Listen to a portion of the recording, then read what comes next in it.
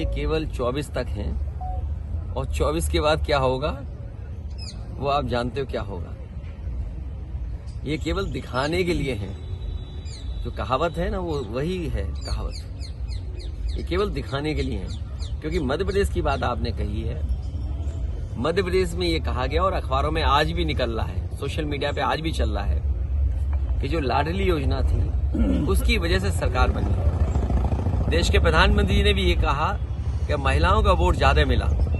अब आप खुद कल्पना करिए कि लोकतंत्र में जिस नेता की वजह से सरकार बनी हो वही मामा दुखी हो, मामा को दुखी करना ये अच्छी बात नहीं। और इसका परिणाम जो आने वाला है वो आने वाले समय में 24 को आप देख लेंगे। 24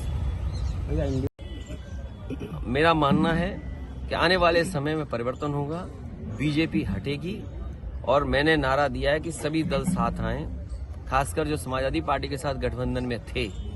गठबंधन 80 हराव का नारा देगा। जब 80 हारेंगे तभी भारतीय जनता पार्टी हटेगी और भारतीय जनता पार्टी हटने से ही देश खुशहाली के रास्ते पर जाएगा।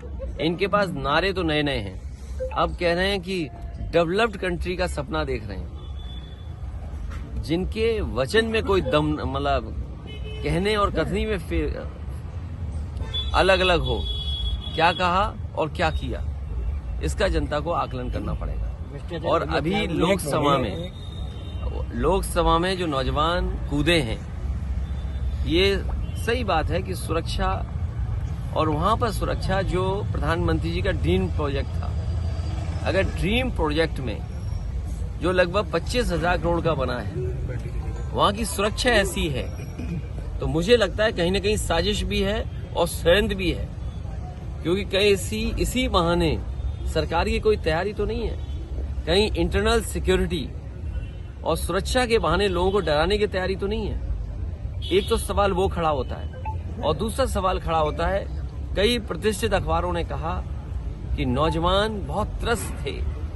नौजवानों के परिवार से जब जर्नलिस्टों ने बात की तो परिवार के सदस्यों ने बताया कि नौजवान दुखी थे, उन्हें रोजगार और नौकरी नहीं मिल पा रही थी। इसी वजह से गूंगी बहरी सरकार को जगाने के लिए वो नौजवान लोकसभा में कूद गए। जा रही है जिलों में, सुना है कुछ दिनों पहले सरकार ने यह कहा कि निवेश के लिए जमीन चाहिए। जो सरकार 2 साल होने वाले हैं, अगर निवेश के लिए जमीन नहीं ढूंढ पाई है तो निवेश होगा कहां पर? आपके जिले में भी कहीं ना कहीं जमीन चिन्हित करने की कोशिश की होगी, तो बताइए निवेश के लिए जमीन ढूंढ रहे हैं और जो निवेश के लिए सब कुछ तैयार है वो आधा अधूरा पड़ा हुआ है। एम्बुलेंस इन्होंने बर्बाद कर दी, पुलिस को बेईमान इन्होंने बना दिया। अभी मैं आया हूं, कई लोगों ने मुझे जानकारी दी कि पुलिस किस तरह अन्याय कर रही है उनके साथ। यहाँ बैठे लोग हैं, राजेंद्र हैं बैठे हैं, इनके साथ कितना अन्याय हुआ, मुझे होम सेक्रेटरी तक कहना पड़ा, तब थोड़ी बहुत राहत मिली होगी उन्हें। तो ये स्थितियां हैं। अपने आप व्यवस्था कर ले कोई पुलिस के लिए तो पुलिस मदद कर देगी या निष्पक्ष कार्रवाई हो जाएगी।